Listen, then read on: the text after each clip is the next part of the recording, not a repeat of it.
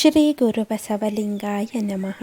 ಇಂದಿನ ಅಕ್ಕ ಮಹಾದೇವಿಯ ವಚನ ಹೀಗಿದೆ.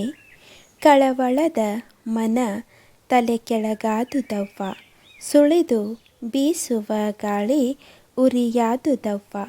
ಬೆಳುದಿಂಗಳು ಬಿಸಿಯಾಯಿತ್ತು ಕೆಳದಿ, ಹೊಳಲ ಸುಂಕಿಗನಂತೆ ತೊಳಲುತ್ತಿದ್ದೆನವ್ವ.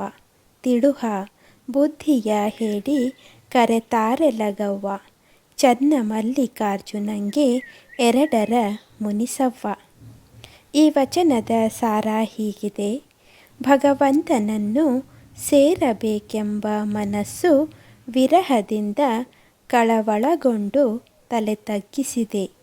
ವಿರಹದ ವೇದನೆಯಿಂದಾಗಿ ಮನಸ್ಸು ಪರಿತಪಿಸುತ್ತಿದೆ. ನನಗೆ ಮುದ ನೀಡಬೇಕಾದ ಗಾಳಿಯು ಬೆಂಕಿಯಂತಾಗಿದೆ.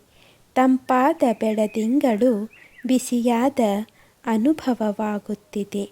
ನನ್ನ ಈ ಸ್ಥಿತಿಯನ್ನು ವಿವರಿಸಿ ನನ್ನ ಪತಿಯಾದ ಭಗವಂತನನ್ನು ಬೇಗ ಕರೆದು ತನ್ನಿ. ಅವನಿಗೆ ಭಿನ್ನ ಮನದವರನ್ನು ಕಂಡರೆ ಕೋಪ, ಆದರೆ ತನ್ನದು ಒಮ್ಮನವಾಗಿರುವುದನ್ನು ತಿಳಿಸಿ ಸಾಮರಸ್ಯಕ್ಕೆ.